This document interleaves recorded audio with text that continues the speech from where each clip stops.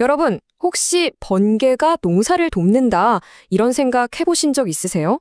좀 엉뚱하게 들릴 수도 있는데, 오늘 우리가 살펴볼 플라즈마 파밍이 바로 그 상상을 현실로 만들고 있습니다. 과연 이 기술이 우리 식탁의 미래가 될 수 있을지 지금부터 한번 제대로 파헤쳐보겠습니다. 네, 바로 이 질문에서부터 시작해 볼게요. 번개랑 우리가 먹는 음식이 대체 무슨 상관이 있을까요? 겉으로 보기엔 전혀 관련 없어 보이잖아요. 근데 이 둘을 이어주는 아주 흥미로운 연결고리가 있습니다. 오늘 이야기의 핵심이죠. 그 연결고리의 정체가 바로 플라즈마입니다. 우리가 보통 고체, 액체, 기체 이렇게 배우잖아요. 그걸 넘어서는 제4의 물질 상태라고 보시면 돼요. 가장 쉽게 말하면 여기 보이는 것처럼 길들여진 번개라고 할 수 있죠. 자연의 그 엄청난 에너지를 우리가 딱 제어할 수 있게 만든 거. 그게 바로 플라즈마입니다. 자, 그럼 이 제4의 물질, 이 플라즈마가 도대체 왜 지금 수천 년이나 된 아주 오래된 산업이죠? 이 농식품 분야에서 이렇게까지 주목을 받고 있는 걸까요?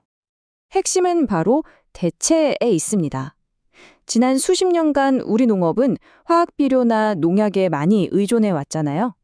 그런데 플라즈마는요, 이런 화학 물질을 전혀 쓰지 않고 또 잔류물 걱정도 없이 식물을 키우고 식품을 보존하는, 그러니까 완전히 새로운 친환경 해법을 제시하고 있는 겁니다.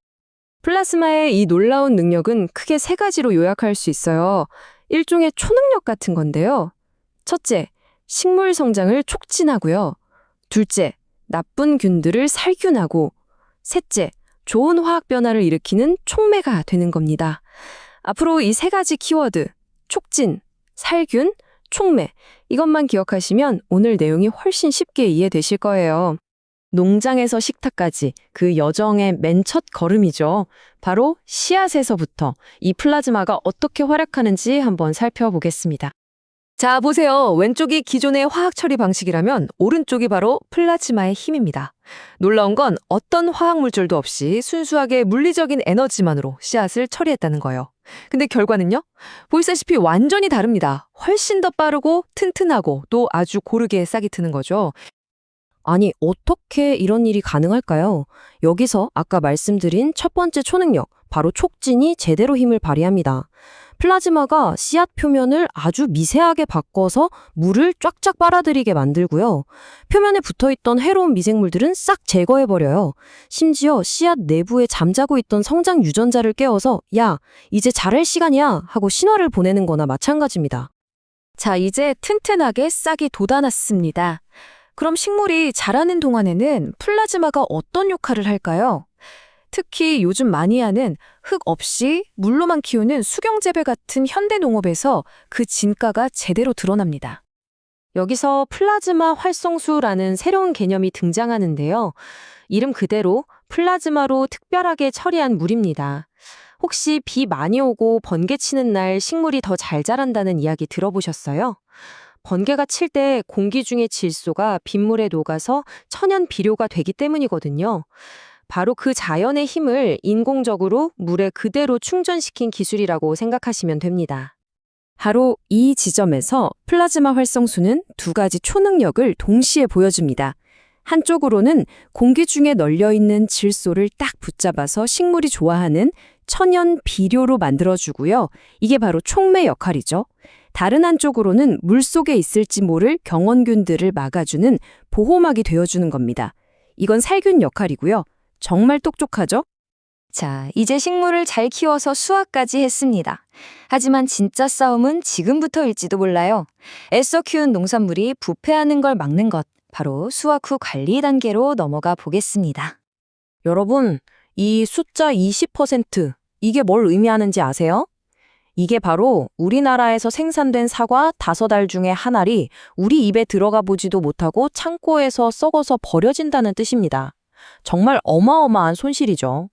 플라즈마는 바로 이 안타까운 낭비를 막을 수 있는 아주 중요한 열쇠가 될 수 있습니다. 그 효과는 이 딸기 실험을 보면 정말 확실하게 알 수 있습니다. 똑같은 딸기를 두고 한쪽은 그냥 두고 다른 한쪽은 플라즈마로 처리한 공기로 포장했어요. 그리고 딱 일주일이 지났습니다. 결과는 보시는 그대로입니다. 한쪽은 곰팡이가 쓸어서 거의 못 먹게 됐는데 다른 한쪽은 방금 딴 것처럼 정말 신선하죠. 이 놀라운 결과 뒤에도 역시 아까 말씀드린 그 초능력들이 숨어 있습니다. 플라즈마가 공기 중에 떠다니는 곰팡이균을 직접 파괴하고요. 살균이죠. 동시에 과일을 늙게 만드는 노화가스, 에틸렌이라는 게 있는데 이걸 분해해서 없애버린 겁니다. 이건 촉매 역할이고요. 그리고 이 기술은 단순히 과일에만 쓰이는 게 아닙니다. 적용 범위가 훨씬 넓어요. 예를 들어서 열을 가하지 않고도 신선한 고기의 붉은색을 오랫동안 보존하고요. 심지어 우리가 먹는 햄 있잖아요. 햄 만들 때 보통 아질산 나트륨 같은 화학 첨가물을 쓰는데 그런 거 없이도 먹음직스러운 붉은색을 만들어낼 수 있습니다.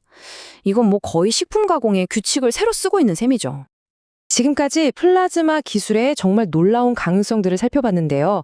이제 마지막으로 좀 더 큰 그림을 보면서 이 기술이 정말 우리 식탁에 오르기까지는 어떤 길을 가야 하는지 그 잠재력과 과제를 함께 짚어보겠습니다. 저는 이 문장이 플라즈마 기술의 핵심을 정말 정확하게 짚어낸다고 생각해요.